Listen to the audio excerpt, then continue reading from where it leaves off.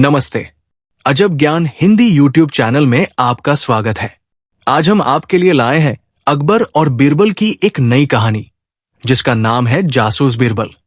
तो शुरू करते हैं आज की ये कहानी।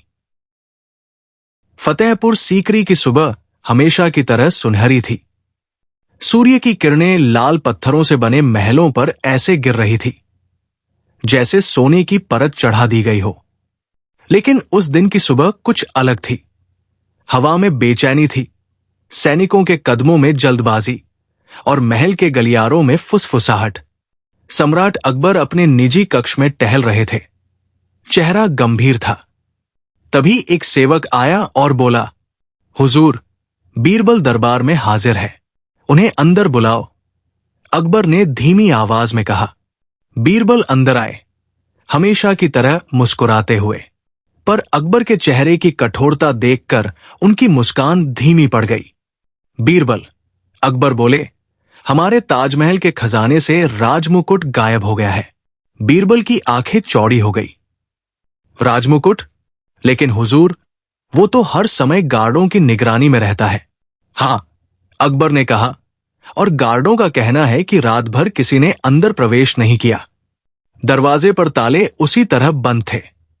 कोई निशान नहीं, कोई गवाही नहीं। लेकिन सुबह जब हमने तिजोरी खुलवाई तो मुकुट गायब था। कुछ देर मौन छाया रहा।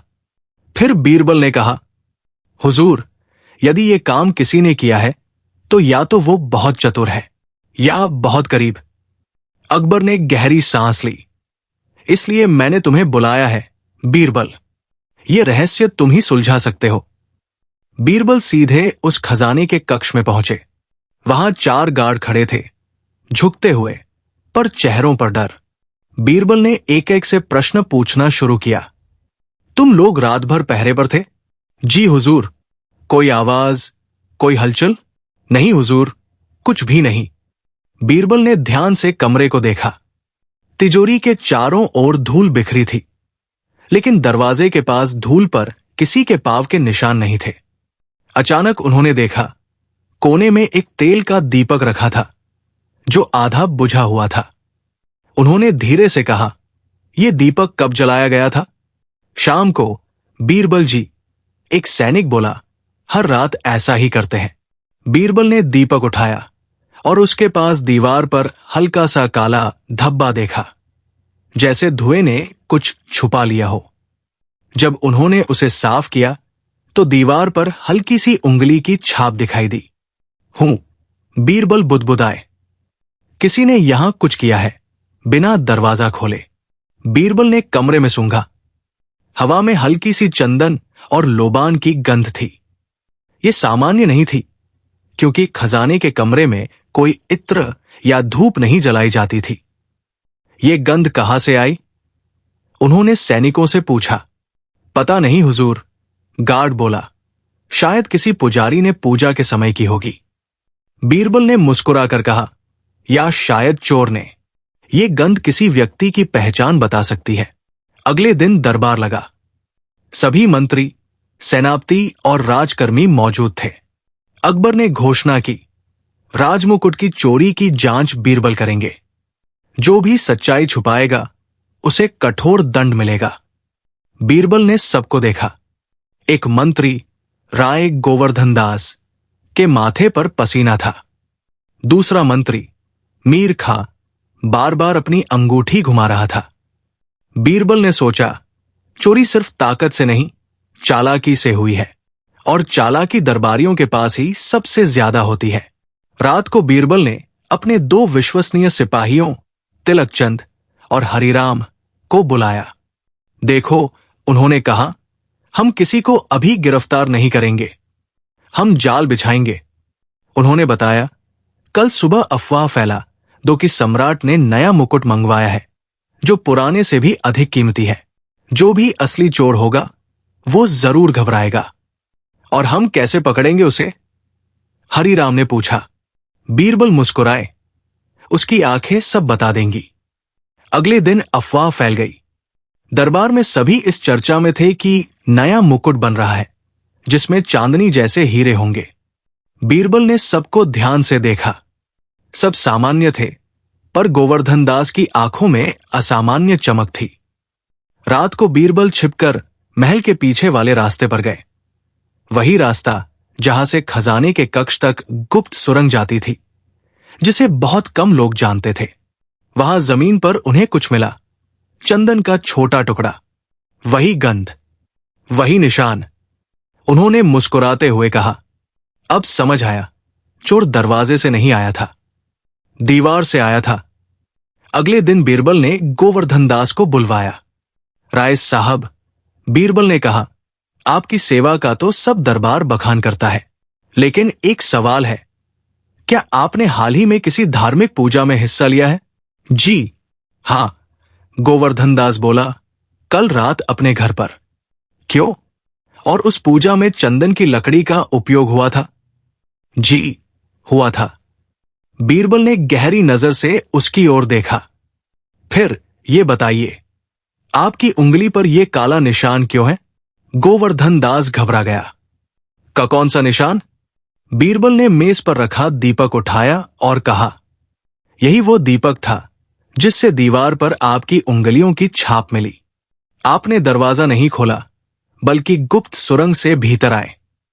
वहां आपने धूप जलाकर अपने निशान छुपाने की कोशिश की, पर गंध ने आपका राज खोल दिया। दरबार में सन्नाटा छा गया। अकबर ने कठोर स्वर में कहा, क्या यह सत्य है गोवर्धन दास? गोवर्धन दास घुटनों पर गिर पड़ा। हुजूर, मैंने गलती की, पर मैं अकेला नहीं था। बीरबल ने कहा, मुझे मालूम है, कहानी अभी अधूरी है। अकबर ने कहा, बीरबल, अगर उसने साथी का नाम नहीं बताया तो क्या करोगे? बीरबल मुस्कुराए, हुजूर, हर अपराधी अपनी गलती से खुद को उजागर करता है। हमें बस इंतजार करना होगा और ध्यान से देखना होगा कि दरबार में कौन उसकी रक्षा करने आता है। अकबर ने सिर हिलाया। ठीक है बीरबल, तुम्हें पूरा अधिकार दिया जाता है, सच्चाई सामने लाओ। बीरबल झुके और बोले, हुजूर, अगला राज आज रात ही खुलेगा। महल के आंगन में शाम ढल रही थी। आसमान में लालिमा फैल चुकी थी और हवा में सन्नाटा घुला हुआ था। दरबार के बंद होते ही बीरबल अकेले खजाने वाले कक्ष के पास पहुंचे। उनके दिमाग में सवालों का तूफान चल रहा था। गोवर्धन दास तो पकड़ा गया, पर उसने कहा था कि वो अकेला नहीं था। आखिर उसका साथी कौन था? और राजमुकुट की चोरी क्यों? बीरबल जानते थे कि हर अपराध का कोई मकसद, मोटिव होता है। चोरी सिर्फ लालच से नहीं, बल्कि किसी बड़ी योजना का हिस्सा भी हो सकती है। रात को गोवर्धन दास को महल की एक गुप्त कोठरी में रखा गया था। बीरबल वहां पहुंचे। सैनिकों ने द्वार खोला। भीतर गोवर्धन दास चुपचाप बैठा था, चेहरा थका हुआ, पर आंखें अब भी कुछ छिपा रही थी। गोवर्धन दास, बीरबल ने कहा, अगर तुम सच बता दो तो शायद सम्राट तुम्हारी सजा कम कर दे। तुम्हारा साथी कौन है? गोवर्धन दास ने कुछ पल बीरबल को देखा, फिर हल्की मुस्कान दी। बीरबल जी, दरबार की दीवारें सुनती है। अगर मैं कुछ कहूंगा तो मेरी जान नहीं बचेगी। मतलब तुम्हारा साथी दरबार के भीतर ही है? बीरबल ने पूछा। गोवर्धन दास ने कुछ नहीं कहा, बस दीवार की ओर देखा। वहां एक छोटी सी धूप की रेखा अब भी जल रही थी। बीरबल ने नोट किया, धूप, वही गंध, चंदन और लोबान। अगले दिन बीरबल ने दरबार में सभी मंत्रियों को बुलाया। उन्होंने आदेश दिया कि सब अपने अंगूठियों और हाथों को दिखाएं। सभी ने किया, पर मीर खां ने थोड़ी झिझक दिखाई। मीर खां, बीरबल बोले, आपकी अंगुली पर पट्टी क्यों बंधी है? मीर खां बोले, ओह, बस मामूली चोट है बीरबल जी, तलवार अभ्यास के समय लग गई। बीरबल मुस्कुराए, अच्छा, मगर आपको तलवार चलाना तो आता नहीं। दरबार में हल्की हंसी गूंजी। मीर खां का चेहरा सफेद पड़ गया। बीरबल ने कहा, मैं जानता हूं, चोट तलवार से नहीं, गर्म धातु से लगी है। शायद उस तिजोरी की चाबी की नकल बनाते समय। सन्नाटा छा गया। अकबर ने कहा, बीरबल, तुम्हारे पास क्या प्रमाण है? बीरबल बोले, हुजूर, कल रात जब मैंने गोवर्धन दास से बात की तो उसने चुपचाप दीवार की ओर देखा। वही धूप जल रही थी।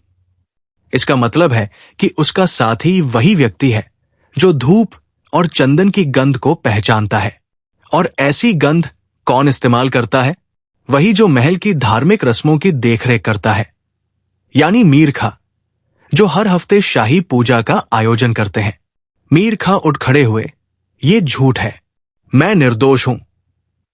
बीरबल ने शांत स्वर में कहा, तो फिर ये बताइए, ये वही धातु की फाइल क्यों है जो तिजोरी की नकल बनाने में उपयोग हुई थी?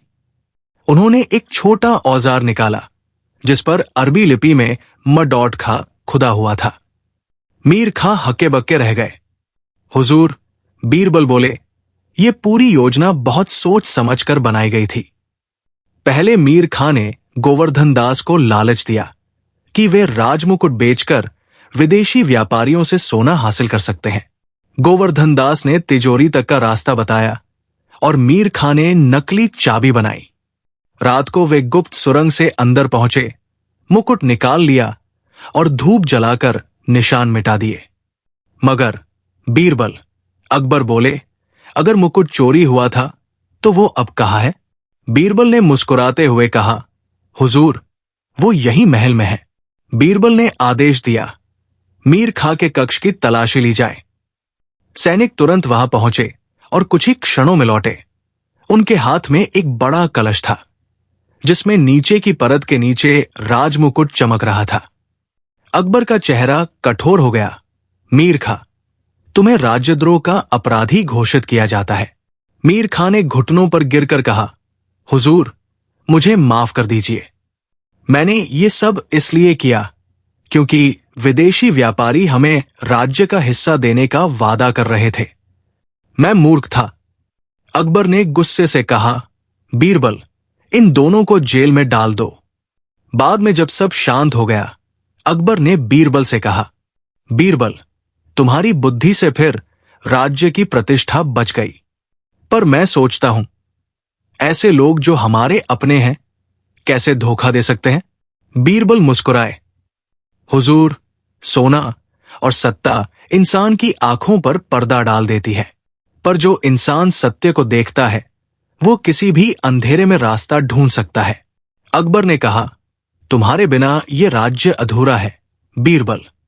बीरबल झुके और बोले, हुजूर, जब तक सत्य की डोर आपके हाथ में है ये राज्य कभी नहीं डगमगाएगा। फतेहपुर सीकरी का वो दिन सामान्य लग रहा था, पर दरबार की हवा में बेचैनी थी। अकबर के निजी सेवक हमीद भागते हुए अंदर आए और बोले, हुजूर, लाल कक्ष में एक दरबारी की हत्या हो गई है। अकबर की आंखें चौड़ी हो गई। कौन? मंत्री राजनारायण। आज सुबह उनका शव मिला। दरबार में सन्नाटा छा गया। अकबर ने आदेश दिया, बीरबल को बुलाओ। कुछ ही पलों में बीरबल पहुंचे। उन्होंने झुककर कहा, हुजूर, क्या हुआ? अकबर ने गंभीर स्वर में कहा, इस बार मामला हत्या का है, बीरबल, और वो भी हमारे सबसे विश्वसनीय मंत्री का। बीरबल लाल कक्ष पहुंचे। वहां सैनिक पहरा दे रहे थे। कमरा छोटा था, लेकिन फर्श पर गाढ़ा लाल कालीन बिछा था और बीच में राजनारायण का शव पड़ा था। उनकी गर्दन पर हल्का नीला निशान था, जैसे किसी पतले रस्से या धागे से गला दबाया गया हो। बीरबल ने ध्यान से कमरे को देखा। दीवार पर एक टूटा हुआ शीशा, फर्श पर कुछ बिखरे हुए कागज और खिड़की के पास एक टूटी मोमबत्ती। अजीब बात है, बीरबल बुदबुदाए, खिड़की अंदर से बंद है, दरवाजा भी। यानी हत्यारा अंदर आया, हत्या की, और बाहर कैसे गया ये रहस्य है। सिपाही ने कहा, हुजूर, दरवाजा भीतर से कुंडी लगा था, हमें तो तोड़कर अंदर जाना पड़ा। हूं। बीरबल की आंखें सिकुड़ गई। मतलब ये बंद कमरा रहस्य है। बीरबल ने फर्श पर झुककर देखा। वहां एक नीले रंग का धागा पड़ा था, बेहद महीन। उन्होंने उसे उठाकर कहा, यह धागा किसी साधारण रस्से का नहीं है, ये रेशमी है, जैसे कोई शाही पगड़ी बांधने में प्रयोग करता है। फिर उन्होंने कमरे के एक कोने में पड़े कागजों को देखा। उनमें से एक पर लिखा था, यदि सच्चाई सामने आई तो सब कुछ खत्म हो जाएगा। बीरबल ने कागज को मोड़ा और सोचा, कोई डर या धमकी थी। शायद राजनारायण किसी राज को जान गए थे। अकबर ने सभी संभावित संदिग्धों को बुलवाया। रुकैया बेगम, राजनारायण की राजनीतिक प्रतिद्वंद्वी, सलीम, शाही रसोई के प्रमुख जो हर रात लाल कक्ष में भोजन पहुंचाते थे, मंसूर खां, महल के रक्षक प्रमुख जिनकी ड्यूटी उस रात वही थी। अकबर ने कहा, बीरबल, अब यह तुम्हारा मामला है।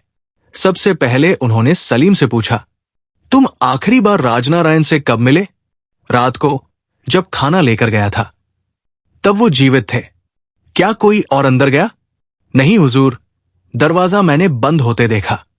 बीरबल ने सिर हिलाया और फिर मंसूर खां की ओर मुड़े। तुम पहरे पर थे, कुछ देखा सुना?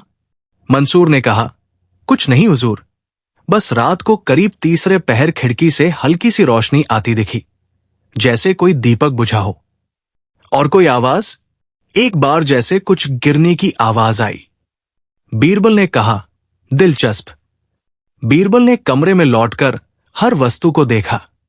उन्होंने खिड़की खोली और देखा कि खिड़की की जाली में एक छोटा धातु का छेद था, जैसे वहां कोई पतला तार डाला गया हो। उन्होंने तुरंत सैनिक से कहा, एक पतली रस्सी लाओ। रस्सी लाकर उन्होंने उसे उस छेद से डाला और पाया कि वो सीधे मोमबत्ती के पास जाती है। मोमबत्ती वही थी जो टूटी हुई थी। बीरबल मुस्कुराए। अब मैं समझ गया, हत्यारा कमरे में नहीं, कमरे के बाहर था। उन्होंने अकबर को समझाया, हुजूर, हत्यारे ने दरवाजा बंद किया, फिर बाहर से इस जाली के छेद में रेशमी रस्सी डाली जो मोमबत्ती से बंधी थी। मोमबत्ती जल रही थी। जैसे ही वो आधी जली, रस्सी जलकर कट गई और उसमें बंधा वजन नीचे गिरा। वो वजन उस रेशमी फंदे से जुड़ा था जो राजनारायण की गर्दन पर था। इस तरह गला दबा और ऐसा लगा मानो कमरे में कोई नहीं था। दरबार में सब हैरान थे। अकबर ने कहा, लेकिन ऐसा जाल कौन बना सकता है? बीरबल बोले, जिसे रेशम और रस्सियों का ज्ञान हो, यानी रुकैया बेगम। वो महल के सजावटी कक्षों की देखरेख करती है और रेशमी धागों का उपयोग जानती है। रुकैया बोली, ये झूठ है, मेरे पास कोई कारण नहीं। बीरबल ने वो कागज निकाला। ये तुम्हारे लेखन का है, बेगम। तुम्हारे हस्ताक्षर के अक्षर और इस पर के अक्षर एक जैसे हैं। रुकैया बेगम के चेहरे से रंग उड़ गया। बीरबल ने आगे कहा, राजनारायण ने पता लगा लिया था कि आप विदेशियों के साथ महल के व्यापारिक रहस्य बांट रही थी। उन्होंने चेतावनी दी थी कि वो ये बात सम्राट को बताएंगे। आपने डर के मारे ये चाल चली। रुकैया बेगम ने कांपते हुए कहा, मैंने ये सब अपने परिवार की इज्जत बचाने के लिए किया। अकबर ने क्रोध में कहा, न्याय होगा। इस तरह जासूस बीरबल की ख्याति और भी बढ़ गई। अब लोग उन्हें सिर्फ बुद्धिमान बीरबल नहीं, बल्कि जासूस बीरबल कहने लगे। उम्मीद करते हैं कि आपको हमारी ये कहानी अच्छी लगी होगी और इस तरह की और भी कहानियां सुनने के लिए हमारे इस चैनल को सब्सक्राइब कर लें और अपने दोस्तों मित्रों को भी शेयर कर दें।